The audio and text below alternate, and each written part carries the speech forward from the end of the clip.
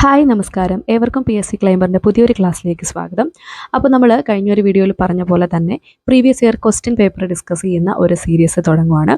ആദ്യമായിട്ട് നമ്മൾ ഡിസ്കസ് ചെയ്യാൻ പോകുന്നത് 2024 നടന്നിട്ടുള്ള 10th ലെവൽ, +2 ലെവൽ, അതേപോലെ ഡിഗ്രി പ്രിലിംസിൻ്റെ ക്വസ്റ്റ്യൻ പേപ്പറാണ്. അതിനുശേഷമാണ് നമ്മൾ 23യും 22വും ഒക്കെ ചെയ്യാൻ പോകുന്നത്. അപ്പോൾ ഇതിൻ്റെ ക്ലാസ്സസ് എന്ന് പറയുന്നത് ഡെയിലി ആയിരിക്കില്ല, ഒരു 2 ഡേയ്സ് അല്ലെങ്കിൽ ഒരു ഓൾട്ടർനേറ്റീവ് ഡേയ്സ് അങ്ങനെ ആയിരിക്കും വരുന്നത്. ഡെയിലി എന്തായാലും ഇനി നമ്മുടെ SCRT സീരീസ് ആയിട്ടുള്ള കോൺസ്റ്റിറ്റ്യൂഷൻ്റെ അതായത് ഇന്ത്യൻ ഭരണഘടനയുടെ SCRT പാഠഭാഗങ്ങൾ പഠിപ്പിക്കുന്ന ഒരു സീരീസാണ് ഡെയിലി ക്ലാസ് ആയിട്ട് പൊയ്ക്കൊണ്ടിരിക്കുന്നത്.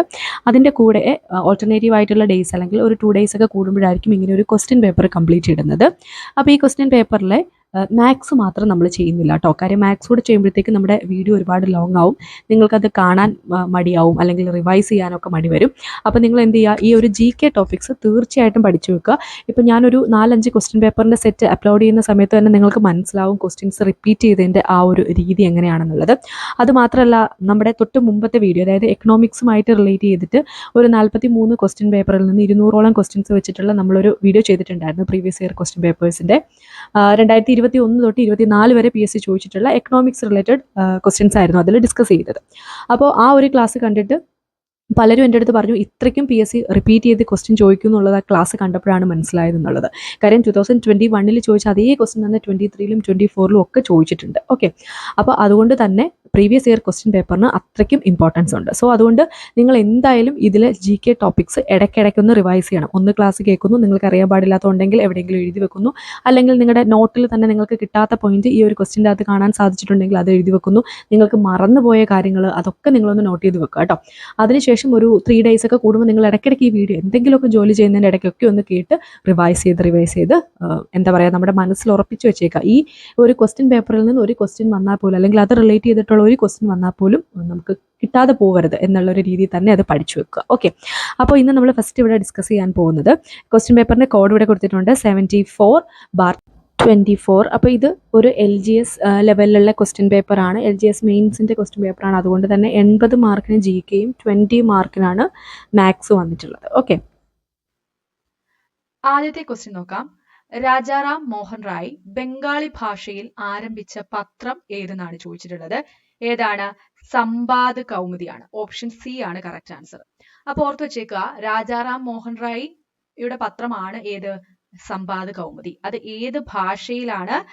ബംഗാളി ഭാഷയിലാണ്. ഓക്കെ, ഇനി ഇവിടെ ഓപ്ഷനിലുള്ള കേസരി എന്ന് പറയുന്നത് ഒരു മറാത്തി ഭാഷയിലുള്ള ന്യൂസ് പേപ്പർ ആണ്. ആരാണ് ഇത് ആരംഭിച്ചത്? ബാൽ ഗംഗാധർ തിലകാണ്.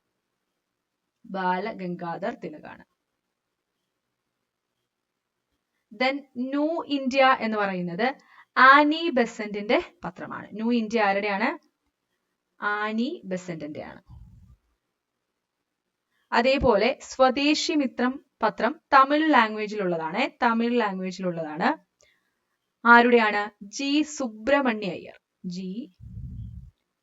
സുബ്രഹ്മണ്യ അയ്യർ. ഓക്കെ, അപ്പൊ അത്രയും കൂടി അവിടെ ഒന്ന് ഓർത്തു വെച്ചേക്കുക. സമ്പാദ് കൗമുദി രാജാറാം മോഹൻ റായിയുടെ ആണ്, ബംഗാളി ഭാഷയിലാണ്. ഓക്കെ, അടുത്ത രണ്ടാമത്തെ ക്വസ്റ്റ്യൻ. ഇന്ത്യയിലെ ആദ്യത്തെ വനിതാ സർവകലാശാല സ്ഥാപിച്ചത് ആര്? ഇന്ത്യയിലെ ആദ്യത്തെ വനിതാ സർവകലാശാല സ്ഥാപിച്ചത് ഓപ്ഷൻ B ആണ്. ആൻസർ വരുന്നത് DK കാർവെയാണ്. അപ്പൊ DK കാർവെയാണ് ഇന്ത്യയിലെ ആദ്യത്തെ വനിതാ സർവകലാശാല സ്ഥാപിച്ചത് എന്നോർക്കുക. മൂന്നാമത്തെ ക്വസ്റ്റ്യൻ. വിഷ്ണു കൃഷ്ണ ചിപ്ലുങ്കർ നിബന്ധമാല എന്ന കൃതി ഏത് ഭാഷയിലാണ് രചിച്ചത്? കറക്റ്റ് ആൻസർ ഓപ്ഷൻ B ആണ്, മറാത്തി ഭാഷയിലാണ്. ഇത് ഒരു പ്രിലിംസിന് ക്വസ്റ്റ്യൻ ചോദിച്ചിട്ടുണ്ടായിരുന്നു. അതായത് ഈ തന്നിട്ടുള്ള നിബന്ധമാല എന്ന കൃതി ആരുടെയാണ് എന്നുള്ള രീതിയിൽ. അത് ആരുടെയാണ്? വിഷ്ണു കൃഷ്ണ ചിപ്ലുങ്കറിന്റെ ആണ്.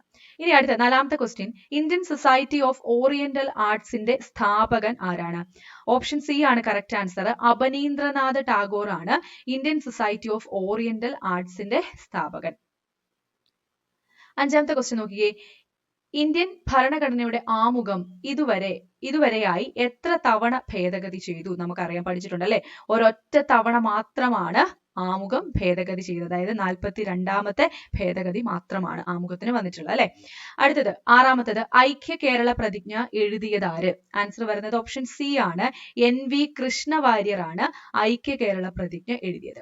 7ാമത്തത് മൗലിക കടമകൾ എന്ന ആശയം ഇന്ത്യ ഏതു രാജ്യത്തിന്റെ ഭരണഘടനയിൽ നിന്നെടുത്തതാണ്? കറക്റ്റ് ആൻസർ ഓപ്ഷൻ ബി ആണ്. റഷ്യ അല്ലെങ്കിലോ USSR എന്നും വരാം. USSRന്റെ ഭരണഘടനയിൽ നിന്നാണ് ഇന്ത്യ മൗലിക കടമകൾ എന്ന ആശയം കടമെടുത്തത്. അടുത്തത് താഴെ പറയുന്നവരിൽ ആരാണ് ഇന്ത്യൻ നാഷണൽ കോൺഗ്രസിന്റെ പ്രസിഡന്റ് അല്ലാത്തത്? കറക്റ്റ് ആൻസർ വരുന്നത് ഓപ്ഷൻ എ ആണ്. ബാലഗംഗാധര തിലകാണ് ഇതുവരെ INCയുടെ പ്രസിഡന്റ് ആയിട്ടില്ലായിരുന്നത്. ബാക്കി ലാലാ ലജ്പത് റായ്, ഗോപാൽ കൃഷ്ണ ഗോഖലെ, ചിത്തരഞ്ജൻ ദാസ് ഇവരെല്ലാം INCയുടെ പ്രസിഡന്റ് ആയിട്ടുണ്ട്. അടുത്ത 9ാമത്തെ ക്വസ്റ്റ്യൻ, തുലാം പത്ത് സമരം എന്ന് അറിയപ്പെടുന്ന സമരം ഏത്? കറക്റ്റ് ആൻസർ വരുന്നത് ഓപ്ഷൻ എ ആണ്. പുന്നപ്ര വയലാർ സമരത്തിനെയാണ് തുലാം പത്ത് സമരം എന്ന് അറിയപ്പെടുന്നത്. അടുത്ത 10ാമത്തെ ക്വസ്റ്റ്യൻ, താഴെ പറയുന്നവയിൽ ഏതാണ് 1806 നടന്ന കലാപം? ആൻസർ വരുന്നത് ഓപ്ഷൻ സി ആണ്. വെല്ലൂർ കലാപമാണ് 1806 നടന്നത്. 11ാമത്തെ ക്വസ്റ്റ്യൻ, ശ്രീനാരായണ ഗുരുവിനെ രണ്ടാം ബുദ്ധൻ എന്ന് വിശേഷിപ്പിച്ചത് ആര്? ഓപ്ഷൻ എ ആണ് കറക്റ്റ് ആൻസർ. G ശങ്കരക്കുറുപ്പാണ്. അപ്പൊ G ശങ്കരക്കുറുപ്പ് ശ്രീനാരായണ ഗുരുവിനെ എന്തെന്നാണ് വിശേഷിപ്പിച്ചത്? രണ്ടാം ബുദ്ധൻ എന്നാണ് വിശേഷിപ്പിച്ചത്. അടുത്തത് വിവേകോദയത്തിന്റെ സ്ഥാപകൻ ആര്? വിവേകോദയത്തിന്റെ സ്ഥാപകൻ ആരാണ്? ഓപ്ഷൻ എ ആണ്. കുമാരനാശാനാണ് വിവേകോദയത്തിന്റെ സ്ഥാപകൻ. 13ാമത്തെ ക്വസ്റ്റ്യൻ, ഇന്ത്യൻ ഭരണഘടനയുടെ ആമുഖത്തെ ഇന്ത്യയുടെ രാഷ്ട്രീയ ജാതകം എന്ന് വിശേഷിപ്പിച്ച വ്യക്തി ആര്? ഓപ്ഷൻ എ ആണ് കറക്റ്റ് ആൻസർ. KM മുൻഷിയാണ്. അപ്പൊ KM മുൻഷിയാണ് ഇന്ത്യൻ ഭരണഘടനയുടെ ആമുഖത്തെ ഇന്ത്യയുടെ രാഷ്ട്രീയ ജാതകം എന്ന് വിശേഷിപ്പിച്ചത്. അല്ലെങ്കിൽ ഇങ്ങനെ ചോദിക്കാം, ഇന്ത്യയുടെ രാഷ്ട്രീയ ജാതകം എന്ന് KM മുൻഷി വിശേഷിപ്പിച്ചത് എന്തിനെയാണ്? ആമുഖത്തിനെയാണ്. ഓക്കെ. അടുത്ത 14ാമത്തെ ക്വസ്റ്റ്യൻ, 102ാമത്തെ ഭരണഘടനാ ഭേദഗതിയിലൂടെ കൂട്ടിച്ചേർക്കപ്പെട്ട പുതിയ അനുച്ഛേദം ഏത്? ഏതാണ്? ഓപ്ഷൻ എ ആണ് കറക്റ്റ് ആൻസർ. അനുച്ഛേദം 338B ആണ് 102ാം ഭേദഗതിയോടുകൂടി കൂട്ടിച്ചേർത്തത്. അടുത്തത് 6 മുതൽ 14 വയസ്സ് വരെയുള്ള കുട്ടികൾക്ക് നിർബന്ധിതവും സൗജന്യവുമായ വിദ്യാഭ്യാസം ഉറപ്പുവരുത്തുന്ന അനുച്ഛേദം ഏതാണ്? ഓപ്ഷൻ സി ആണ് കറക്റ്റ് ആൻസർ. അനുച്ഛേദം 21A. ഏതാണ്? അനുച്ഛേദം 21A ആണ്. 16ാമത്തെ ക്വസ്റ്റ്യൻ, 2020 ആഗസ്റ്റിൽ മഹാത്മാഗാന്ധിയോടുള്ള ആദര സൂചകമായി നാണയം പുറത്തിറക്കിയ രാജ്യം ഏതെന്നാണ്? കറക്റ്റ് ആൻസർ വരുന്നത് ഓപ്ഷൻ എ ആണ്. യുണൈറ്റഡ് കിങ്ഡം അഥവാ UK ആണ്. അപ്പൊ ഓർക്കുക, UK 2020 ആഗസ്റ്റിൽ ആരോടുള്ള ആദര സൂചകമായിട്ടാണ് നാണയം പുറത്തിറക്കിയത്? മഹാത്മാഗാന്ധിയോടുള്ള ആദര സൂചകമായിട്ടാണ്. ഏതാണ് ഇയർ? 2020 ആണ്. ഓർത്തു വെച്ചേക്കുക. അടുത്തത്, യൂണിയൻ ലിസ്റ്റിന്റെ അധികാര പരിധിയിൽ പെടുന്നത് താഴെ പറയുന്നവയിൽ ഏതാണ്? ആൻസർ വരുന്നത് ഏതാണ്? ഓപ്ഷൻ എ ആണ്. വാർത്താ വിനിമയം എന്തിലാ വരുന്നത്? യൂണിയൻ ലിസ്റ്റിലാണ് വരുന്നത്. 18ാമത്തെ ക്വസ്റ്റ്യൻ, തന്നിട്ടുള്ള പ്രസ്താവനകളിൽ 4ാം പഞ്ചവത്സര പദ്ധതിയെ സംബന്ധിച്ച് ശരിയായവ ഏതെല്ലാം? ഒന്നാമത്തത് 1969 to 74 കാലഘട്ടത്തിൽ നടപ്പിലാക്കി. ശരിയാണ്. മഹലനോബിസ് മാതൃക എന്ന പേരിൽ പ്രസിദ്ധമായി. തെറ്റാണ്. ഗാഡ്ഗിൽ മോഡൽ നടപ്പിലാക്കി. ശരിയാണ്. ഇന്ത്യയിലെ പ്രഥമ ബാങ്ക് ദേശസാൽക്കരണം ഈ കാലഘട്ടത്തിൽ നടപ്പിൽ വന്നു. അതും ശരിയായിട്ടുള്ള സ്റ്റേറ്റ്മെന്റ്. സോ കറക്റ്റ് ആൻസർ വരുന്നത് ഓപ്ഷൻ സി ആണ്. 1, 3, 4. 19ാമത്തെ ക്വസ്റ്റ്യൻ, താഴെ പറയുന്നവയിൽ നീതി ആയോഗിനെ സംബന്ധിച്ച് തെറ്റായ പ്രസ്താവന ഏത്? ഇവിടെ തെറ്റായ പ്രസ്താവന നീതി ആയോഗ് ഒരു ഭരണഘടനാ സംവിധാനമാണ് എന്നുള്ളതാണ്. നീതി ആയോഗ് എന്താണ്? ഒരു ഉപദേശക സമിതിയാണ്. അപ്പൊ ശരിയായിട്ടുള്ള സ്റ്റേറ്റ്മെന്റ് പഠിച്ചു വെച്ചേക്കുക. നീതി ആയോഗ് നിലവിൽ വന്നത് 2015 ജനുവരി 1 ഇന്ത്യ ഗവൺമെന്റിന്റെ പ്രധാന പരിപാടിയായിട്ടുള്ള ചിന്താ സംഭരണി അല്ലെങ്കിൽ തിങ്ക് ടാങ്ക് ആണ് നീതി ആയോഗ്. ദെൻ നീതി ആയോഗ് സഹകരണ ഫെഡറലിസത്തെ പ്രോത്സാഹിപ്പിക്കുന്നു. അപ്പൊ അതെല്ലാം നീതി ആയോഗുമായിട്ട് ബന്ധപ്പെട്ട പ്രസ്താവനകളാണ്. 20ാമത്തെ ക്വസ്റ്റ്യൻ, 1971 നടന്ന ഇന്ത്യ പാകിസ്ഥാൻ യുദ്ധം ഏത് പേരിലാണ് വിശേഷിപ്പിക്കപ്പെട്ടത്?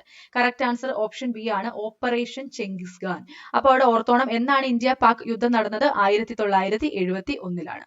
അടുത്ത 21ാമത്തെ ക്വസ്റ്റ്യൻ, നമ്മുടെ ജീവിതത്തിൽ നിന്നും പ്രകാശം മറഞ്ഞു പോയിരിക്കുന്നു, എവിടെയും ഇരുട്ടാണ്. ഇത് പറഞ്ഞത് ആരാണ്? പ്രധാനമന്ത്രിയായിട്ടുള്ള ജവഹർലാൽ നെഹ്റു ആണ്. ഇത് ഏത് സംഭവത്തെ കുറിച്ചാണെന്ന് ചോദിച്ചാൽ ഗാന്ധിജിയുടെ മരണത്തെ കുറിച്ചാണ്. ഓപ്ഷൻ ഡി ആണ്. അപ്പൊ ഗാന്ധിജിയുടെ മരണത്തെ കുറിച്ചാണ് പ്രഥമ പ്രധാനമന്ത്രി ആയിട്ടുള്ള ജവഹർലാൽ നെഹ്റു ഇപ്രകാരം പറഞ്ഞത്. എന്താ പറഞ്ഞത്? നമ്മുടെ ജീവിതത്തിൽ നിന്നും പ്രകാശം മറഞ്ഞു പോയിരിക്കുന്നു, എവിടെയും ഇരുട്ടാണ്. അടുത്ത 22ാമത്തെ ക്വസ്റ്റ്യൻ, സ്വാതന്ത്ര്യാനന്തരം ഇന്ത്യൻ യൂണിയൻ രൂപീകൃതമായപ്പോൾ യൂണിയനിൽ ചേരാൻ ചേരാൻ വിസമ്മതിച്ച നാട്ടുരാജ്യങ്ങളിൽ പെടാത്തത് ഏത്? ഏതാണ്? മൈസൂരാണ് അല്ലെ. ബാക്കി ഹൈദരാബാദും കാശ്മീരും ജുനഗഡും എന്താണ്? ഈ ഒരു ഇന്ത്യൻ യൂണിയനിൽ ചേരാൻ വിസമ്മതിച്ച നാട്ടുരാജ്യങ്ങളാണ്. 23ാമത്തെ ക്വസ്റ്റ്യൻ, 2023 ഒക്ടോബറിൽ നടൻ മമ്മൂട്ടിയോടുള്ള ആദരസൂചകമായി അദ്ദേഹത്തിന്റെ മുഖമുള്ള 10,000 പേഴ്സണലൈസ്ഡ് സ്റ്റാമ്പുകൾ പ്രകാശനം ചെയ്ത രാജ്യം ഏത്? ഏതാണ്? കറക്റ്റ് ആൻസർ വരുന്നത് ഓപ്ഷൻ ഡി ആണ്, ഓസ്ട്രേലിയയാണ്. അപ്പൊ 2023 ഒക്ടോബറിൽ മമ്മൂട്ടിയോടുള്ള ആദരസൂചകമായിട്ട് അദ്ദേഹത്തിന്റെ മുഖമുള്ള 10,000 പേഴ്സണലൈസ്ഡ് സ്റ്റാമ്പുകൾ പ്രകാശനം ചെയ്ത രാജ്യം ഓസ്ട്രേലിയ. ഇതിനു മുമ്പ് നമ്മൾ ഗാന്ധിജിയുമായിട്ട് ബന്ധപ്പെട്ട് UK കണ്ടിരുന്നു കേട്ടോ, ഒന്ന് ഓർത്ത് വെച്ചേക്കാം. 24ാമത്തെ ക്വസ്റ്റ്യൻ, ഇന്ത്യയിലെ ഏറ്റവും വലിയ ആഴക്കടൽ തുറമുഖം ഏതാണ്? ഓപ്ഷൻ സി ആണ്, വിഴിഞ്ഞമാണ് ഇന്ത്യയിലെ ഏറ്റവും വലിയ ആഴക്കടൽ തുറമുഖം. ഇനി 25ാമത്തെ ക്വസ്റ്റ്യൻ, തന്നിരിക്കുന്ന സംസ്ഥാനങ്ങളിൽ ഉത്തരപർവ്വത മേഖലയുടെ ഭാഗമല്ലാത്ത സംസ്ഥാനങ്ങൾ ഏതെല്ലാമാണ്? കറക്റ്റ് ആൻസർ വരുന്നത് സി ആണ്, 3ഉം 5ഉം. അതായത് ഗുജറാത്തും മധ്യപ്രദേശും എന്താണ്? ഈ ഒരു ഉത്തരപർവ്വത മേഖലയുടെ ഭാഗമല്ല. 26ാമത്തെ ക്വസ്റ്റ്യൻ, താഴെ തന്നിരിക്കുന്ന പ്രസ്താവനകളിൽ ആരവല്ലി പർവ്വതവുമായി ബന്ധമില്ലാത്തത് കണ്ടെത്തുക. ആൻസർ വരുന്നത് ഓപ്ഷൻ ഡി ആണ്, ഡൂൺ താഴ്വരകൾ സ്ഥിതി ചെയ്യുന്നത് ഈ പർവ്വത നിരകളിലാണ്. ഇതാണ് തെറ്റായിട്ടുള്ള അല്ലെങ്കിൽ ബന്ധമില്ലാത്ത പ്രസ്താവന. അപ്പൊ ബാക്കിയുള്ളതും ഒന്ന് പഠിച്ചു വെച്ചോളുക. ഇത് അതായത് ഏത്? ആരവല്ലി പർവ്വതനിര. ഇത് ഇന്ത്യയിലെ ഏറ്റവും പഴക്കമുള്ള പർവ്വതനിരയാണ്. അപ്പൊ ഇന്ത്യയിലെ ഏറ്റവും പഴക്കമുള്ള പർവ്വതം ഏതാണ്? ആരവല്ലിയാണ്. ഇനി ഈ പർവ്വതനിരയുടെ ഭാഗമാണ് മൗണ്ട് അബു അല്ലെ. മൗണ്ട് അബു ആരവല്ലിയുടെ ഭാഗമാണ്. ഈ പർവ്വതനിരയിലെ ഏറ്റവും ഉയർന്ന കൊടുമുടിയാണ് ഗുരുശിഖർ. അപ്പൊ ഗുരുശിഖർ ആരവല്ലി പർവ്വതനിരയിലെ ഏറ്റവും ഉയർന്ന കൊടുമുടിയാണ്. അടുത്ത 27ാമത്തെ ക്വസ്റ്റ്യൻ, ഇന്ത്യയുടെ പടിഞ്ഞാറൻ തീരത്തിൽ ഉൾപ്പെടാത്ത തീര സമതലം കണ്ടെത്തുക. ഏതാണ്? വടക്കൻ സിർക്കാസ് തീരമാണ് ഇന്ത്യയുടെ പടിഞ്ഞാറൻ തീരത്തിൽ ഉൾപ്പെടാത്ത തീരസമതലം. ബാക്കി കൊങ്കൺ തീരവും മലബാർ തീരവും ഗുജറാത്ത് തീരവും ഒക്കെ എന്താണ്? ഇന്ത്യയുടെ പടിഞ്ഞാറൻ തീരത്തിൽ ഉൾപ്പെടുന്ന തീരസമതലങ്ങളാണ്. അടുത്തത്, താഴെ തന്നിരിക്കുന്നവയിൽ നിന്നും ശരിയായ ജോഡി കണ്ടെത്തുക. കറക്റ്റ് ആൻസർ വരുന്നത് ഓപ്ഷൻ ബി ആണ്, ഉപദ്വീപീയ പീഠഭൂമി ഛോട്ടാ നാഗ്പൂർ അല്ലെ. ഉപദ്വീപീയ പീഠഭൂമിക്ക് ഉദാഹരണമാണ് ഇത് ഛോട്ടാ നാഗ്പൂർ പീഠഭൂമി. സോ ഓപ്ഷൻ ബി ആണ് കറക്റ്റ് ആൻസർ.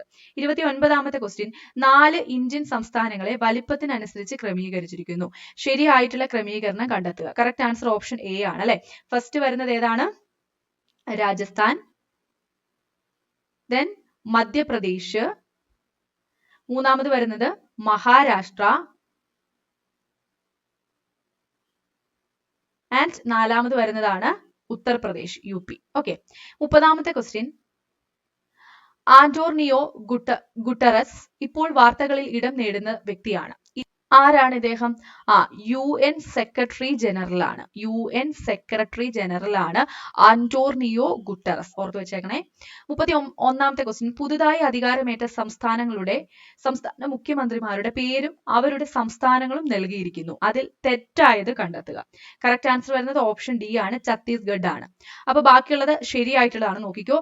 രാജസ്ഥാനിലെ മുഖ്യമന്ത്രിയാണ് ഫജൻലാൽ ശർമ്മ. രാജസ്ഥാനിലെ മുഖ്യമന്ത്രി ആരാണ്? ഫജൻലാൽ ശർമ്മ. തെലുങ്കാനയിലെ മുഖ്യമന്ത്രി ആരാണ്? രേവന്ത് റെഡ്ഡി. രേവന്ത് റെഡ്ഡിയാണ് തെലുങ്കാനയിലെ മുഖ്യമന്ത്രി. മധ്യപ്രദേശിലെ മുഖ്യമന്ത്രി ആരാണ്? മോഹൻ യാദവ് ആണ് മധ്യപ്രദേശിലെ മുഖ്യമന്ത്രി. ഇനി 32ാമത്തെ ക്വസ്റ്റ്യൻ, ഈ അടുത്ത കാലത്ത് വിനോദസഞ്ചാരം പ്രോത്സാഹിപ്പിക്കുവാൻ ഇന്ത്യ ഉൾപ്പെടെ 33 രാജ്യങ്ങൾക്ക് വിസ ഇളവ് അനുവദിച്ച രാജ്യം ഏതാണ്? ആൻസർ വരുന്നത് ഓപ്ഷൻ ബി ആണ്. അപ്പം ഇറാൻ ആണ് ഈ അടുത്ത കാലത്ത് വിനോദസഞ്ചാരം പ്രോത്സാഹിപ്പിക്കാൻ വേണ്ടിയിട്ട് ഇന്ത്യ ഉൾപ്പെടെ നോട്ട് ചെയ്യണേ, ഇന്ത്യ ഉൾപ്പെടെ 33 രാജ്യങ്ങൾക്ക് വിസ ഇളവ് അനുവദിച്ച രാജ്യം. ഇനി അടുത്തത് 2024 ലോക്സഭാ തിരഞ്ഞെടുപ്പിനൊപ്പം നിയമസഭാ തിരഞ്ഞെടുപ്പ് നടക്കുന്ന സംസ്ഥാനങ്ങൾ ഏതൊക്കെ? അപ്പൊ ലോക്സഭാ തിരഞ്ഞെടുപ്പിനോടൊപ്പം തന്നെ നിയമസഭാ തിരഞ്ഞെടുപ്പ് നടന്ന സംസ്ഥാനങ്ങൾ ഏതെല്ലാമാണെന്നാണ് ചോദിച്ചിട്ടുള്ളത്. ഓപ്ഷൻ ബി ആണ് കറക്റ്റ് ആൻസർ, ഒഡീഷയും ആന്ധ്രാപ്രദേശുമാണ്. ഒഡീഷയും ആന്ധ്രാപ്രദേശിലുമാണ് നിയമസഭാ തെരഞ്ഞെടുപ്പ് നടന്നത്. അടുത്ത 34ാമത്തെ ക്വസ്റ്റ്യൻ, ചുവടെ നൽകിയിരിക്കുന്ന ജില്ലകളിൽ കർണാടകയുമായി അതിർത്തി പങ്കിടുന്ന കേരളത്തിലെ ജില്ലകൾ കണ്ടെത്തുക. കറക്റ്റ് ആൻസർ വരുന്നത് ഓപ്ഷൻ എ ആണ്, അതായത് 1ഉം 2ഉം. കണ്ണൂരും ഉണ്ട്, കാസർഗോഡും ഉണ്ട്. കണ്ണൂരും കാസർഗോഡും കർണാടകയുമായിട്ട് അതിർത്തി പങ്കിടുന്നുണ്ട്. തൃശ്ശൂരും പാലക്കാടും അതിർത്തി പങ്കിടുന്നില്ല. 35ാമത്തെ ക്വസ്റ്റ്യൻ, കേരളത്തിലെ മൊത്തം താലൂക്കുകളുടെ എണ്ണം എത്രയാണ്? ഓർത്തു വെച്ചോണേ, 78. കേരളത്തിലെ മൊത്തം താലൂക്കുകളുടെ എണ്ണം എത്രയാണ്? 78 താലൂക്കുകളാണ് കേരളത്തിലുള്ളത്. 36ാമത്തെ ക്വസ്റ്റ്യൻ, താഴെ തന്നിരിക്കുന്നവയിൽ കൂട്ടത്തിൽ ചേരാത്തത് കണ്ടെത്തുക. കറക്റ്റ് ആൻസർ വരുന്നത് ഏതാണ്? അഷ്ടമുടി കായലാണ്. ബാക്കി ശാസ്താംകോട്ട കായൽ, പൂക്കോട് തടാകം, വെള്ളായണി തടാകം ഒക്കെ എന്താണ്? ശുദ്ധജല തടാകങ്ങളാണ്. 37ാമത്തെ ക്വസ്റ്റ്യൻ, പെരിയാർ നദിയുമായി ബന്ധമില്ലാത്ത പ്രസ്താവന കണ്ടെത്തുക. അതിന്റെ കറക്റ്റ് ആൻസർ വരുന്നത് ഓപ്ഷൻ ബി ആണ്. ഈ നദി വിശാലമായ ഡെൽറ്റ സമതലം സൃഷ്ടിക്കുന്നു എന്നുള്ളതാണ് ബന്ധമില്ലാത്തത്. അപ്പൊ ബാക്കി ബന്ധമുള്ളത് ഏതൊക്കെയാണ്? ഈ നദി പശ്ചിമഘട്ടത്തിൽ നിന്ന് ഉത്ഭവിക്കുന്നു. എറണാകുളം ജില്ലയിൽ വെച്ചാണ് ഈ നദി അറബിക്കടലുമായി ചേരുന്നത്. ഇടമലയാർ അണക്കെട്ട് ഈ നദിയുമായി ബന്ധപ്പെട്ടിരിക്കുന്നു. 38ാമത്തെ ക്വസ്റ്റ്യൻ, തന്നിരിക്കുന്ന ജലവൈദ്യുത പദ്ധതികൾ ചേരാത്ത ജോഡി കണ്ടെത്തുക. ആൻസർ വരുന്നത് ഓപ്ഷൻ ബി ആണ്. ഷോളയാർ പാലക്കാട് എന്നുള്ളതാണ് ചേരാത്ത ജോഡി. ബാക്കി പള്ളിവാസൽ എവിടെയാണ്? ഇടുക്കിയിലാണ്. കുറ്റ്യാടി എവിടെയാണ്? കോഴിക്കോട്ടാണ്. കല്ലട എവിടെയാണ്? കൊല്ലത്താണ്. ഷോളയാർ ശരിക്കും ഏത് ജില്ലയിലാണ്? തൃശൂർ ജില്ലയിലാണ്. ആ കാര്യം കൂടി ഓർത്തേക്കുക. ഇനി 39ാമത്തെ ക്വസ്റ്റ്യൻ, ചുവടെ തന്നിരിക്കുന്ന വന്യജീവി സങ്കേതങ്ങളിൽ ഇടുക്കി ജില്ലയുമായി ബന്ധമില്ലാത്തത് ഏതാണ്? കറക്റ്റ് ആൻസർ വരുന്നത് ഓപ്ഷൻ ഡി ആണ്, ആറളമാണ്. ബാക്കി കുറിഞ്ഞിമല, ചിന്നാറ്, പെരിയാർ ഒക്കെ എവിടെയാണ്? ഇടുക്കിയിലാണ്. ഇനി 40ാമത്തെ ക്വസ്റ്റ്യൻ, വരയാടുകളെ പ്രധാനമായും കാണുന്ന ദേശീയോദ്യാനം ഏതാണ്? ആൻസർ വരുന്നത് ഓപ്ഷൻ ബി ആണ്, ഇരവികുളം ദേശീയോദ്യാനത്തിലാണ് വരയാടുകളെ കാണുന്നത്. 40ാമത്തെ ക്വസ്റ്റ്യൻ, കേരളത്തിലെ പ്രധാന മത്സ്യബന്ധന തുറമുഖങ്ങളും അവ സ്ഥിതി ചെയ്യുന്ന ജില്ലകളും തന്നിരിക്കുന്നു. യോജിക്കുന്നവ കണ്ടെത്തുക എന്നാണ് പറഞ്ഞിട്ടുള്ളത്. കറക്റ്റ് ആൻസർ വരുന്നത് ഓപ്ഷൻ ഡി ആണ്, 1, 2, 5. അതായത് ഇവിടെ തന്നിട്ടുള്ളവയിൽ ഒന്നാമത്തത് ബേപ്പൂർ ഉള്ളത് എവിടെയാണ്? ബേപ്പൂർ മത്സ്യബന്ധന തുറമുഖം ഉള്ളത് കോഴിക്കോടാണ്. അത് ശരിയായിട്ടുള്ളതാണ്. അതേപോലെ മുനമ്പം വരുന്നത് എറണാകുളത്താണ്. അതേപോലെ അഴീക്കൽ വരുന്നത് കൊല്ലം ജില്ലയിലാണ്. ഇനി ശക്തികുളങ്ങര ഇവിടെ ആലപ്പുഴ എന്നാണ് പറഞ്ഞിരിക്കുന്നത്. ആലപ്പുഴയിലല്ല, എവിടെയാണുള്ളത്? കൊല്ലത്താണ്. അതേപോലെ തോപ്പുംപടി ഉള്ളത് തൃശ്ശൂരല്ല, എവിടെയാണ്? എറണാകുളത്താണ്. അപ്പോൾ അത് രണ്ടുമാണ് തെറ്റിപ്പോയത്. സോ കറക്റ്റ് ആൻസർ വരുന്നത് ഓപ്ഷൻ ഡി ആണ്. അപ്പോൾ ഓർത്ത് വെച്ചേക്കുക, ബേപ്പൂർ കോഴിക്കോടാണ്, മുനമ്പം എറണാകുളത്താണ്, അഴീക്കൽ കൊല്ലത്താണ്. 42ാമത്തെ ക്വസ്റ്റ്യൻ, ഈ തവണത്തെ അർജുന അവാർഡിന് നിർദ്ദേശിക്കപ്പെട്ട മലയാളി താരം എം ശ്രീശങ്കർ ഏത് കായിക ഇനവുമായി ബന്ധപ്പെട്ടിരിക്കുന്നു? ഏതുമായിട്ടാണ് ബന്ധപ്പെട്ടിരിക്കുന്നത്? അത്ലറ്റിക്സ് ആയിട്ടാണ് ബന്ധപ്പെട്ടിരിക്കുന്നത്. അപ്പോൾ ഇവിടെ ഒരു പോയിന്റ് കൂടെ പഠിച്ചു വെച്ചേക്കുക. ഈ തവണത്തെ അർജുന അവാർഡിന് നിർദ്ദേശിക്കപ്പെട്ട മലയാളി താരം ആരാണ്? എം ശ്രീശങ്കർ ആണ്. അദ്ദേഹം ഏത് കായികനവുമായിട്ടാണ് ബന്ധപ്പെട്ടിട്ടുള്ളത്? അത്ലറ്റിക്സുമായിട്ടാണ് ബന്ധപ്പെട്ടിട്ടുള്ളത്. 43ാമത്തെ ക്വസ്റ്റ്യൻ, ഇന്ത്യയിൽ നടക്കുന്ന 4 തരം തിരഞ്ഞെടുപ്പ് താഴെ പറയുന്നു. അതിൽ കേന്ദ്ര തിരഞ്ഞെടുപ്പ് കമ്മീഷൻ നടത്താത്ത തിരഞ്ഞെടുപ്പ് ഏതാണെന്നാണ്. നമുക്ക് വായിക്കുമ്പോൾ തന്നെ അറിയാം, ഓപ്ഷൻ ഡി ആണ് കറക്റ്റ് ആൻസർ. പഞ്ചായത്ത് തിരഞ്ഞെടുപ്പാണ് കേന്ദ്ര തിരഞ്ഞെടുപ്പ് കമ്മീഷൻ നടത്താത്ത തിരഞ്ഞെടുപ്പ്. 44ാമത്തെ ക്വസ്റ്റ്യൻ, നഗരങ്ങളിലെ തൊഴിൽ രഹിതർക്ക് പ്രയോജനപ്പെടുന്ന പരിപാടി സർക്കാരിന്റെ ഏത് പദ്ധതിയുമായി ബന്ധപ്പെട്ടിരിക്കുന്നു? നഗരങ്ങളിലെ തൊഴിൽ രഹിതർക്ക് പ്രയോജനപ്പെടുന്ന പരിപാടിയാണ് ഏതാണ്? ഓപ്ഷൻ സി ആണ് കറക്റ്റ് ആൻസർ. സ്വർണ്ണ ജയന്തി ഷഹാരി റോസ്ഗാർ യോജനയാണ്.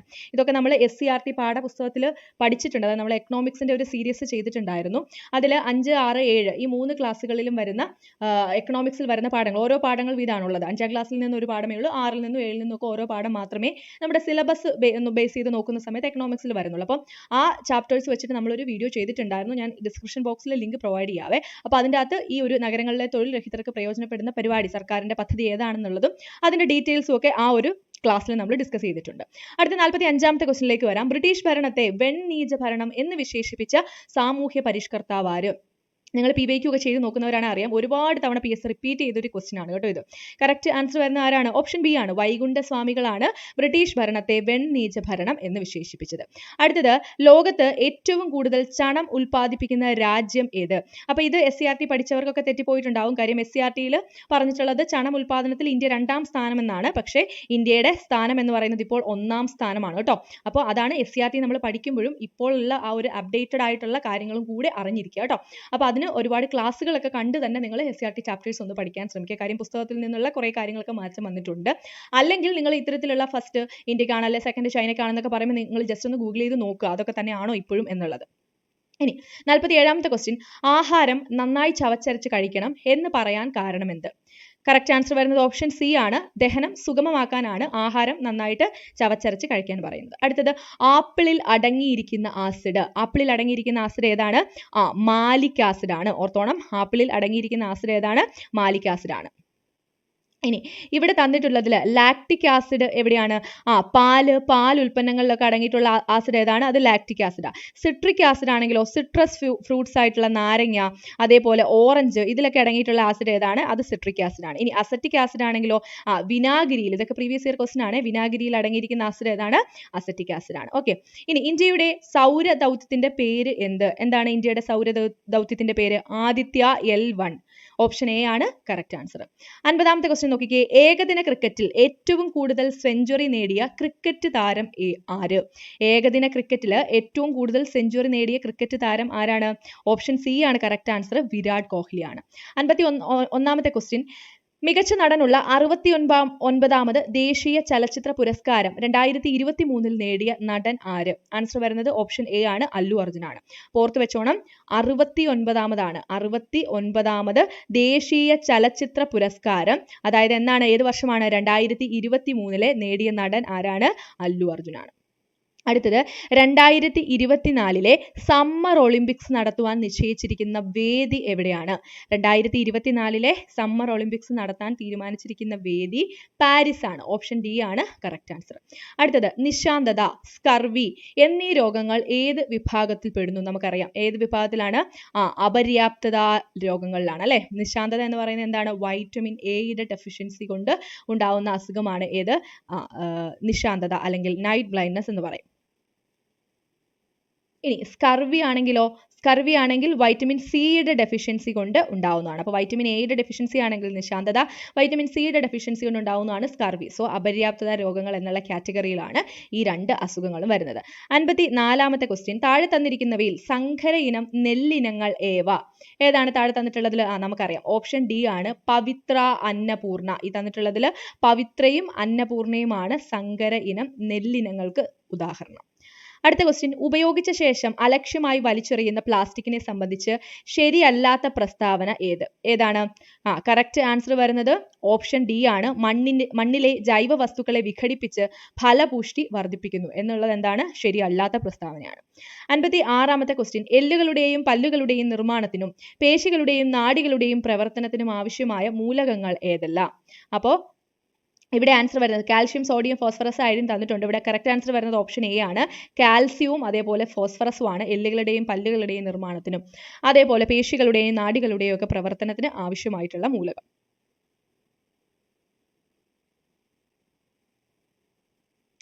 57ാമത്തെ ക്വസ്റ്റ്യൻ.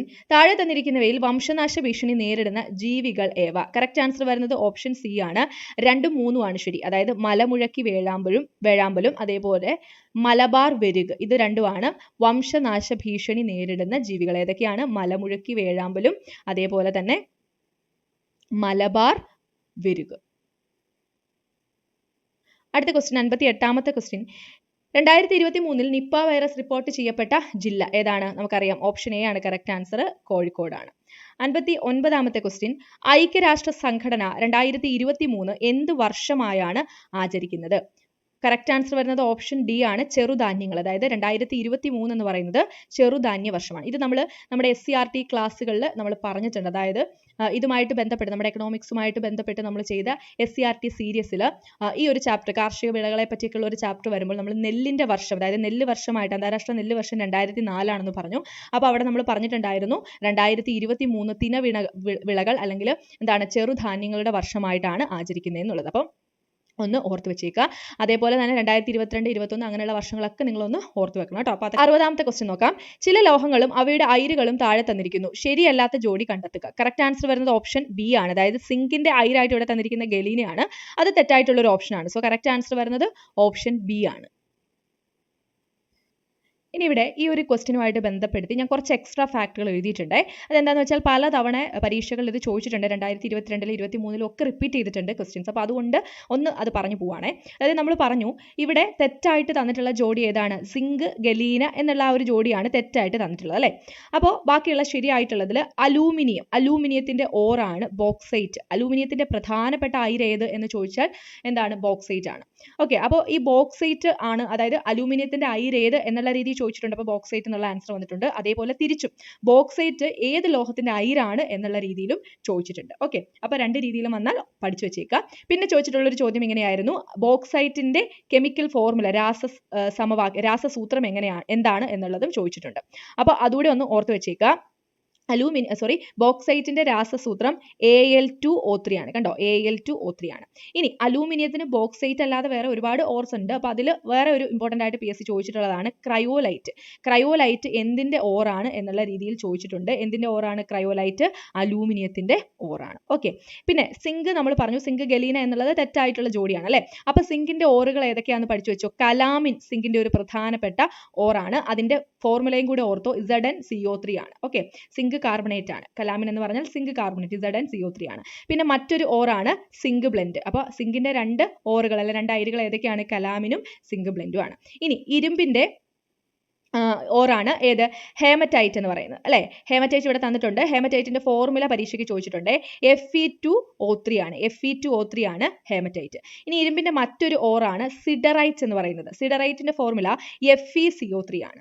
അടുത്തൊരു ഓറാണ് മാഗ്നറ്റൈറ്റ് എന്ന് പറയുന്നത്. അതിന്റെ ഫോർമുല Fe3O4 ആണ്. സോ ഇരുമ്പിന്റെ ഓർസ് ഏതൊക്കെയാണ്? അല്ലെങ്കിൽ ഇരുമ്പിന്റെ ഓർ എന്ന് പറഞ്ഞാൽ എന്താണ്? അയിര്. രണ്ട് സെയിം ആണ് കേട്ടോ. അയിരുകൾ എന്നുള്ളതിന് ഇംഗ്ലീഷിൽ നമ്മൾ ഓർസ് എന്ന് വിളിക്കും. ഓക്കെ, അപ്പോൾ ഏതൊക്കെയാണ് ഇരുമ്പിന്റെ അയിരുകൾ? ഹേമറ്റൈറ്റ് ഉണ്ട്, മാഗ്നറ്റൈറ്റ് ഉണ്ട്, സിഡറൈറ്റ് ഉണ്ട്. ഹേമറ്റൈറ്റ് എന്ന് പറഞ്ഞാൽ ഫോർമുല Fe2O3 ആണ്. മാഗ്നറ്റൈറ്റ് ആണെങ്കിലോ Fe3O4 ആണ്.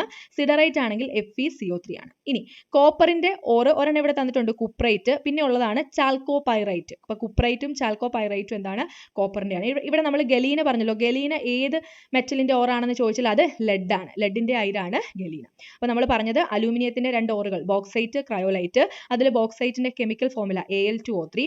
സിങ്കിന്റെ ഓറുകൾ കലാമിൻ, സിങ്ക് ബ്ലെൻഡ്. കലാമിന്റെ കെമിക്കൽ ഫോർമുല ZnCO3. പിന്നെ ഇരുമ്പിന്റെ ore haematite, magnetite, siderite. Haematite Fe2O3, magnetite ആണെങ്കിൽ Fe3O4, സിഡറൈറ്റ് ആണെങ്കിൽ കെമിക്കൽ ഫോർമുല FeCO3. കോപ്പറിന്റെ കുപ്രൈറ്റ്, ചാൽക്കോപൈറൈറ്റ്. ലെഡിന്റെ ആണെങ്കിൽ ഗലീന. അപ്പോൾ ഇതെല്ലാം പ്രീവിയസ് ഇയർ ക്വസ്റ്റൻ ആയതുകൊണ്ടാണ്, ഈ പ്രീവിയസ് ഇയർ ക്വസ്റ്റൻ ചോദിച്ച കാര്യങ്ങൾ മാത്രമാണ് കേട്ടോ ഞാൻ ഉൾപ്പെടുത്തിയത്. അതുകൊണ്ടാണ് കോപ്പറിന്റെ ഓറായിട്ടുള്ള കുപ്രൈറ്റിന്റെ ഒന്നും കെമിക്കൽ ഫോർമുലയിലേക്ക് പോകാത്തത്. ഇവിടെ പറഞ്ഞിട്ടുള്ള എല്ലാ കെമിക്കൽ ഫോർമുലയും പരീക്ഷയ്ക്ക് ചോദിച്ചിട്ടുള്ളതാണ്. ഓക്കെ, ഇനി അടുത്തത് 61ാമത്തെ ക്വസ്റ്റ്യനിലേക്ക് പോവാം. ഒരു വസ്തുവിന് അതിന്റെ ചലനം കൊണ്ട് ലഭ്യമാകുന്ന ഊർജ്ജമാണ് ഗതികോർജ്ജം. ഗതികോർജ്ജം താഴെ തന്നിരിക്കുന്നവയിൽ എന്തിനെയെല്ലാം ആശ്രയിക്കുന്നു?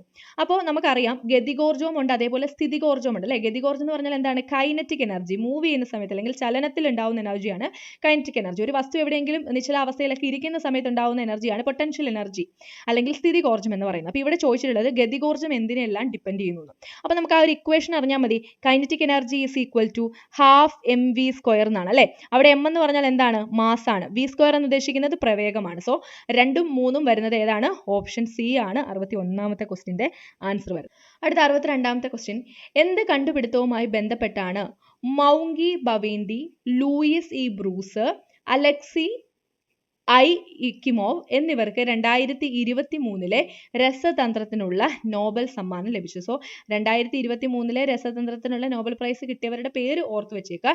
ഇനി എന്തിനാണ് ഇവർക്ക് ഈ ഒരു നോബൽ പ്രൈസ്? ഇവരുടെ എന്തുമായിട്ട് ബന്ധപ്പെട്ട കണ്ടുപിടുത്തത്തിനാണെന്ന് ചോദിച്ചാൽ കറക്റ്റ് ആൻസർ വരുന്നത് ഓപ്ഷൻ ഡി ആണ്, ക്വാണ്ടം ഡോട്ട്സിന്റെ കണ്ടുപിടുത്തത്തിനാണ്.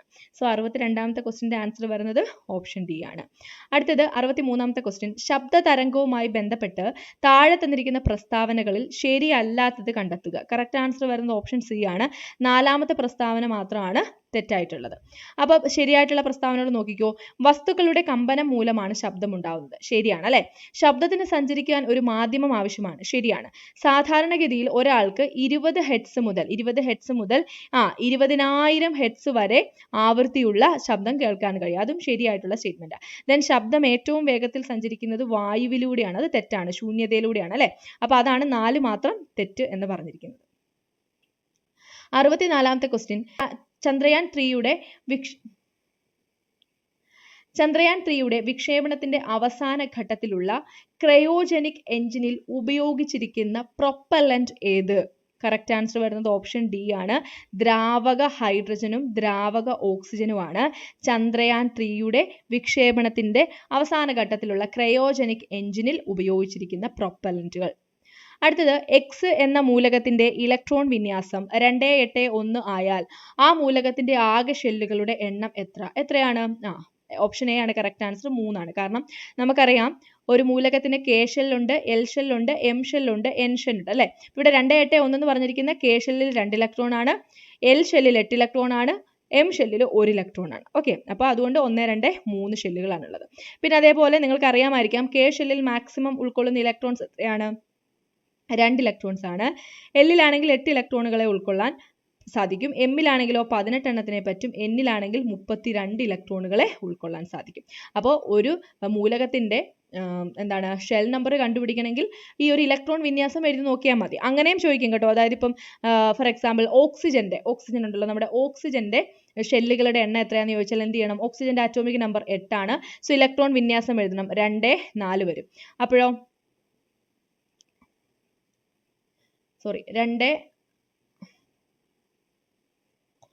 2 6 വരും. അപ്പോഴോ കെ ഷെല്ലിലും എൽ ഷെല്ലിലുമാണ് ഇലക്ട്രോൺ വന്നിരിക്കുന്നത്. സോ 2 ഷെല്ലുകളായിരിക്കും ഓക്സിജൻ ഉള്ളത്. അപ്പം അങ്ങനെയാണ് അത് കണ്ടുപിടിക്കുന്നത്. അടുത്ത 66ാമത്തെ ക്വസ്റ്റ്യൻ, ഹൈഡ്രജൻ വാതകത്തെ സംബന്ധിച്ച് താഴെ തന്നിരിക്കുന്ന പ്രസ്താവനകളിൽ ശരിയായവ കണ്ടെത്തുക. കറക്റ്റ് ആൻസർ വരുന്നത് ഓപ്ഷൻ സി ആണ്. 1 4 ആണ് ശരിയായിട്ടുള്ള സ്റ്റേറ്റ്മെന്റ്. ഒന്നാമത്തെ എന്താണ്? ഹൈഡ്രജൻ വാതകം കണ്ടുപിടിച്ചത് ഹെൻറി കാവൻഡിഷ് ആണ്. ശരിയാണ് അല്ലെ. അപ്പോൾ ഓർത്ത് വെച്ചോണം, ഹൈഡ്രജൻ കണ്ടുപിടിച്ചത് ആരാണ്? ഹെൻറി കാവൻഡിഷ് ആണ്. നാലാമത്തെ എന്താണ്? സൂര്യനിലെയും നക്ഷത്രങ്ങളിലെയും മുഖ്യ ഘടകം ഹൈഡ്രജൻ ആണ്. അതും ശരിയാണ് അല്ലെ. സൂര്യനിലെയും നക്ഷത്രങ്ങളിലെയും ഒക്കെ മുഖ്യ ഘടകം ഹൈഡ്രജൻ ആണ്. ഇനി ഇവിടെ തെറ്റായിട്ടുള്ളത് എന്താണ്? ഹൈഡ്രജൻ ഒരു ലോഹമാണ്. ലോഹമാണോ? അല്ല. എന്താണ്? അലോഹമാണ്. ഹൈഡ്രജൻ ഒരു അലോഹമാണ്. പിന്നെയോ ഹൈഡ്രജന്റെ ഒരു ഐസോട്ടോപ്പ് ആണ് റേഡിയം. അത് ശരിയാണോ? അല്ല, തെറ്റാണ്. ഹൈഡ്രജന്റെ ഐസോട്ടോപ്പുകൾ ഏതൊക്കെയാണ്? പ്രോട്ടിയം ഉണ്ട്, അതേപോലെ ഡ്യൂറ്റീരിയം ഉണ്ട്, പിന്നെയോ ട്രിഷ്യം ഉണ്ട്. ഇത് 3 എണ്ണമാണ് ഹൈഡ്രജന്റെ ഐസോട്ടോപ്പുകളായിട്ട് വരുന്നത്.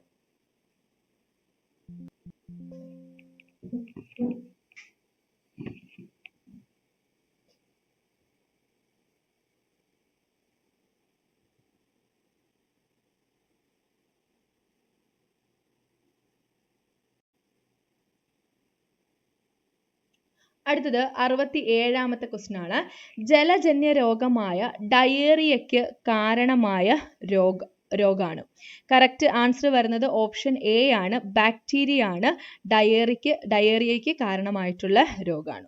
68ാമത്തെ ക്വസ്റ്റ്യൻ, കൊതുക് നശീകരണത്തിലൂടെ പ്രതിരോധിക്കാൻ കഴിയുന്ന രോഗങ്ങൾ ഏവ? അതായത് കൊതുക് പരത്തുന്ന രോഗങ്ങൾ ഏതാണെന്നാണ് ശരിക്കും ചോദിച്ചിട്ടുള്ളത്. കറക്റ്റ് ആൻസർ വരുന്നത് ഓപ്ഷൻ ഡി ആണ്. 2 ശരി 4 ശരി. അതായത് ഏതാണ്? മന്തും മലമ്പനിയുമാണ് കൊതുക് പരത്തുന്ന രോഗങ്ങൾ. അപ്പോൾ അതുകൊണ്ട് തന്നെ കൊതുക് നശീകരണത്തിലൂടെ നമുക്ക് പ്രതിരോധിക്കാൻ കഴിയുന്നത് ഈ 2 രോഗങ്ങളെയാണ്. അടുത്ത, ഭക്ഷണത്തിൽ ഉൾപ്പെടുത്തേണ്ട നാരുകളെ സംബന്ധിച്ച പ്രസ്താവനകളിൽ ശരിയായവ കണ്ടെത്തുക. കറക്റ്റ് ആൻസർ വരുന്നത് ഓപ്ഷൻ എ ആണ്. 1 ശരി 3 ശരി. ഒന്നാമത്തെ എന്താണ്? സസ്യാഹാരത്തിലൂടെ ലഭിക്കുന്നതും എന്നാൽ ശരീരത്തിന് ദഹിപ്പിക്കാൻ കഴിയാത്തതുമായ ഒരു തരം ധാന്യമാണിത്. ഏത്?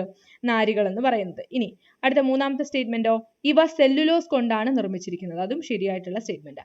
ബാക്കി 2ഉം 4ഉം എന്താണ്? തെറ്റായിട്ടുള്ള സ്റ്റേറ്റ്മെന്റുകളാണ്. 70ാമത്തെ ക്വസ്റ്റ്യൻ, ഹൃദയമിടിപ്പ് അറിയാനുള്ള ഉപകരണമാണ്. ഓപ്ഷൻ ബി ആണ് സ്റ്റെതസ്കോപ്പ്. 71ാമത്തെ ക്വസ്റ്റ്യൻ, വാക്സിനുമായി ബന്ധപ്പെട്ട് നൽകിയിരിക്കുന്ന പ്രസ്താവനകളിൽ ശരിയല്ലാത്തത് ഏത് എന്നാണ് ചോദിച്ചിട്ടുള്ളത്. കറക്റ്റ് ആൻസർ വരുന്നത് ഓപ്ഷൻ എ ആണ്. വാക്സിനുകൾ എല്ലാം കുത്തിവയ്പ്പിലൂടെ നൽകുന്നവയാണ് എന്നുള്ളത് എന്താണ്? തെറ്റായിട്ടുള്ള സ്റ്റേറ്റ്മെന്റ് ആണ് അല്ലെ. അപ്പൊ ബാക്കി ശരിയായിട്ടുള്ളത് പഠിച്ചു വെച്ചോ. രോഗങ്ങളെ പ്രതിരോധിക്കാൻ ശരീരത്തിന് കൃത്രിമമായി കഴിവ് നേടിക്കൊടുക്കുന്ന വസ്തുക്കളാണ് എന്ത്? വാക്സിനുകൾ. ഡോക്ടർ എഡ്വേർഡ് ജെന്നർ ആണ് ആധുനിക പ്രതിരോധ കുത്തിവയ്പ്പിന് തുടക്കം കുറിച്ചത്. ജനനം മുതൽ വളർച്ചയുടെ വിവിധ ഘട്ടങ്ങളിൽ നൽകുന്ന വാക്സിനുകൾ ഇപ്പോൾ നിലവിലുണ്ട്. അതൊക്കെ ശരിയായിട്ടുള്ള സ്റ്റേറ്റ്മെന്റ്. 72ാമത്തെ question, white cane, tactile watch, talking watch പോലുള്ള സംവിധാനങ്ങൾ ഏത് ജ്ഞാനേന്ദ്രിയവുമായി ബന്ധപ്പെട്ടിരിക്കുന്നു? കറക്റ്റ് ആൻസർ വരുന്നത് ഓപ്ഷൻ എ ആണ്. കണ്ണുമായിട്ട് ബന്ധപ്പെട്ടിരിക്കുന്നു. 73ാമത്തെ ക്വസ്റ്റ്യൻ, താഴെ തന്നിരിക്കുന്നതിൽ നിന്നും ശരിയായ ജോഡി കണ്ടെത്തുക. കറക്റ്റ് ആൻസർ വരുന്നത് ഓപ്ഷൻ ഡി ആണ്. Diarrhoea, bacteria. കണ്ടോ, ഈ ഒരു ക്വസ്റ്റ്യൻ തന്നെ ക്വസ്റ്റ്യൻ പേപ്പറിൽ ചോദിച്ചിട്ടുണ്ട്. മുമ്പ് നമ്മളിവിടെ കണ്ടു ഡയേറിയയ്ക്ക് കാരണമായിട്ടുള്ളത് ഏതെന്നുള്ള രീതിയിൽ ഒരു ക്വസ്റ്റ്യൻ നമ്മളിവിടെ കണ്ടു. കണ്ടോ, അത് എന്താണ്? ബാക്ടീരിയ ആണ് അല്ലെ. അപ്പൊ ആ ഒരു കാര്യം അറിയാമെങ്കിൽ തന്നെ 2 മാർക്ക് നമുക്ക് സ്കോർ ചെയ്യാൻ പറ്റും. അടുത്തത് ജീവിതശൈലി രോഗവുമായി ബന്ധപ്പെട്ട് നൽകിയിട്ടുള്ള പ്രസ്താവനകളിൽ ശരിയായിട്ടുള്ളവ കണ്ടെത്തുക. കറക്റ്റ് ആൻസർ വരുന്നത് ഓപ്ഷൻ എ ആണ്. 1 ശരി 2 ശരി. അതായത് ഭക്ഷണശീലത്തിൽ വന്ന മാറ്റങ്ങൾ, വ്യായാമമില്ലായ്മ എന്നിവ രോഗങ്ങൾക്ക് കാരണമാവുന്നു. എന്ത് രോഗങ്ങൾക്ക്? ജീവിതശൈലി രോഗങ്ങൾക്ക് കാരണമാവുന്നു. പിന്നെയോ പുകവലി, മദ്യപാനം, മാനസിക സംഘർഷം എന്നിവ രോഗത്തെ ക്ഷണിച്ചു വരുത്തുന്നു. അണുബാധയും ജീനുകൾക്കുണ്ടാവുന്ന തകരാറുകളൊന്നും എന്താണ്? ജീവിതശൈലി രോഗങ്ങളുമായിട്ട് ബന്ധപ്പെട്ടതല്ല. 75ാമത്തെ ക്വസ്റ്റ്യൻ, വിറ്റാമിനുകളുമായി ബന്ധപ്പെട്ട പ്രസ്താവനകളിൽ ശരിയല്ലാത്തത് ഏത്? കറക്റ്റ് ആൻസർ വരുന്നത് ഓപ്ഷൻ ബി ആണ്. വിറ്റാമിൻ സി കൊഴുപ്പിൽ ലയിക്കുന്നവയാണ്. അപ്പോൾ നമുക്കറിയാം ഈ വിറ്റാമിനുകളിൽ 2 രീതിയിൽ നമ്മൾ കാറ്റഗറൈസ് ചെയ്യാറുണ്ട്. ഒന്നെന്താണ്? കൊഴുപ്പിൽ ലയിക്കുന്നവ, അല്ലെ? കൊഴുപ്പിൽ ലയിക്കുന്നവയും അതേപോലെ മറ്റൊന്നാണ് ജലത്തിൽ ലയിക്കുന്നവയും. ഓക്കെ, അപ്പോൾ അതിൽ പഠിക്കാൻ ഒരു കോഡ് കൂടെ ഞാൻ പറയാം. അതായത് ഇപ്പോൾ കൊഴുപ്പിൽ ലയിക്കുന്നതാണെങ്കിൽ നമുക്ക് കാടി എന്ന് പറയാം. കാടി എന്ന് പറഞ്ഞാൽ എന്താ? ഏകദേശം ഒരു കൊഴുപ്പിന്റെ രൂപത്തിലിരിക്കുന്ന ഒന്നല്ല. അതായത് vitamin K, A, D, E ഇതെല്ലാം എന്താണ്? കൊഴുപ്പിൽ ലയിക്കുന്നതാണ്. അപ്പൊ ജലത്തിൽ ലയിക്കുന്നത് ബി, സി എന്ന് പഠിക്കും. അപ്പം മൊത്തത്തിൽ നമുക്ക് പഠിക്കാനുള്ള വൈറ്റമിനുകൾ എ ഉണ്ട്, ബി ഉണ്ട്, സി ഉണ്ട്, പിന്നെ ഡി ഉണ്ട്, ഇ ഉണ്ട്, കെ ഉണ്ട്. അപ്പൊ അതിൽ കാടി കൊഴുപ്പിൽ ലയിക്കുന്നതാണ്, ബി, സി ജലത്തിൽ ലയിക്കുന്നതാണ്. അപ്പൊ ഇവിടെ പറഞ്ഞിരിക്കുന്ന വിറ്റാമിൻ സി കൊഴുപ്പിൽ ലയിക്കുന്നതാണെന്നാണ്. അത് തെറ്റായിട്ടുള്ള സ്റ്റേറ്റ്മെന്റ്. അപ്പൊ ബാക്കി നമുക്ക് നോക്കാം. ശരിയായിട്ടുള്ള സ്റ്റേറ്റ്മെന്റുകൾ പഠിച്ചു വെക്കാം. ഒന്നാമത്തേതാണ് വിറ്റാമിൻ കെ രക്തം കട്ട പിടിക്കാൻ സഹായിക്കുന്നു. ശരിയാണ് അല്ലെ? വിറ്റാമിൻ കെ ആണ് രക്തം കട്ട പിടിക്കാൻ സഹായിക്കുന്നത്. അടുത്ത വിറ്റാമിൻ ഡി സൂര്യപ്രകാശം ഏൽക്കുമ്പോൾ ശരീരത്തിൽ നിർമ്മിക്കപ്പെടുന്നു. സൂര്യപ്രകാശം ഏൽക്കുന്ന സമയത്ത് ശരീരത്തിൽ നിർമ്മിക്കപ്പെടുന്ന വിറ്റാമിൻ ഏതാണെന്ന് ചോദിച്ചാൽ അത് വിറ്റാമിൻ ഡി ആണ്. ഇനി വിറ്റാമിൻ ബി എന്ന് പറയുന്നത് വെള്ളത്തിൽ ലയിക്കുന്നതാണ്. വിറ്റാമിൻ ബിയും വെള്ളത്തിൽ ലയിക്കുന്നതാണ്. വിറ്റാമിൻ സിയും എന്താണ്? വെള്ളത്തിൽ ലയിക്കുന്നതാണ്. സോ കറക്റ്റ് ആൻസർ ഇവിടെ വരുന്നത് ഓപ്ഷൻ ബി ആണ്. 76ാമത്തെ ക്വസ്റ്റ്യൻ, കേരളത്തിൽ വ്യാപകമായ ഡെങ്കിപ്പനി, ചിക്കൻ ഗുനിയ പോലുള്ള രോഗങ്ങൾ പകരാതിരിക്കുന്നതിന് സ്വീകരിക്കാവുന്ന മുൻകരുതലുകൾ എന്തെല്ലാമാണ്? കറക്റ്റ് ആൻസർ വരുന്നത്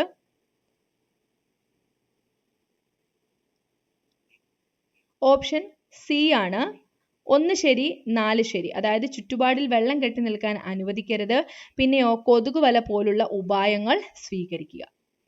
അടുത്ത 77ാമത്തെ ക്വസ്റ്റ്യൻ, ഡിവൈസ് ക്ലോഷർ എന്നറിയപ്പെടുന്ന ചികിത്സാ രീതി ഏത് അവയവവുമായി ബന്ധപ്പെട്ടിരിക്കുന്നു? കറക്റ്റ് ആൻസർ വരുന്നത് ഓപ്ഷൻ എ ആണ്. ഹൃദയവുമായിട്ട് ബന്ധപ്പെട്ടിരിക്കുന്ന ചികിത്സാ രീതിയാണ് ഡിവൈസ് ക്ലോഷർ. ഓർത്തു വെച്ചോണേ, പുതിയൊരു ക്വസ്റ്റ്യൻ ആണ് ഡിവൈസ് ക്ലോഷർ. 78ാമത്തെ ക്വസ്റ്റ്യൻ, അടുത്തിടെ GI ടാഗ് ലഭിച്ച ചോക്കുവ അരി ഏത് സംസ്ഥാനത്തെ മാന്ത്രിക അരി എന്ന് അറിയപ്പെടുന്നു? ഏത് സംസ്ഥാനത്തെയാണ്? ഓപ്ഷൻ സി ആണ് കറക്റ്റ് ആൻസർ. ആസാമിലെ മാന്ത്രിക അരി എന്ന് അറിയപ്പെടുന്നതാണ് ചോക്കുവ അരി. 79ാമത്തെ ക്വസ്റ്റ്യൻ, 2023 ഓഗസ്റ്റിൽ EG 5.1 എന്ന കോവിഡ് വകഭേദം റിപ്പോർട്ട് ചെയ്ത ഇന്ത്യൻ സംസ്ഥാനം ഏതാണ്? ഓപ്ഷൻ ഡി ആണ് കറക്റ്റ് ആൻസർ. മഹാരാഷ്ട്രയാണ്. ഇനി 80ാമത്തെ ക്വസ്റ്റ്യൻ, ഇന്ത്യയിൽ ആദ്യമായി ജല ബഡ്ജറ്റ് തയ്യാറാക്കുന്ന സംസ്ഥാനം ഏതാണ്? കറക്റ്റ് ആൻസർ വരുന്നത് ഓപ്ഷൻ എ ആണ്, നമ്മുടെ കേരളമാണ്. സോ ഇങ്ങനെ 80 ക്വസ്റ്റ്യനുകളാണ് ഉള്ളത്. ഇനി ബാക്കി വരുന്ന ക്വസ്റ്റ്യൻ മാത്സിൽ വരുന്നതാണ് കേട്ടോ. അപ്പോൾ അത് നമ്മളിവിടെ ഡിസ്കസ് ചെയ്യുന്നില്ല. സോ ഈ 80 ക്വസ്റ്റ്യൻസും കൃത്യമായിട്ട് പഠിച്ചു വെക്കുക. അപ്പോൾ ഇത്രയും കാര്യങ്ങളാണ് ഇന്നത്തെ ക്ലാസ്സിൽ നമുക്ക് ഡിസ്കസ് ചെയ്യാനുള്ളത്. അപ്പോൾ നമ്മുടെ ഈ ഒരു ക്വസ്റ്റ്യൻ പേപ്പർ ഡിസ്കസ് ചെയ്യുന്ന ഈ ഒരു സീരീസ് തുടർന്നുകൊണ്ടേ ഇരിക്കും. സോ നിങ്ങൾക്ക് ക്ലാസ്സുകൾ ഇഷ്ടമാണെങ്കിൽ തീർച്ചയായിട്ടും നിങ്ങൾ സബ്സ്ക്രൈബ് ചെയ്യുക. അതേപോലെ നമ്മുടെ ടെലിഗ്രാം ചാനലിലും ജോയിൻ ചെയ്യാൻ മറക്കരുത്. അപ്പോൾ ക്ലാസ് വൈൻഡപ്പ് ചെയ്യുകയാണ്. താങ്ക്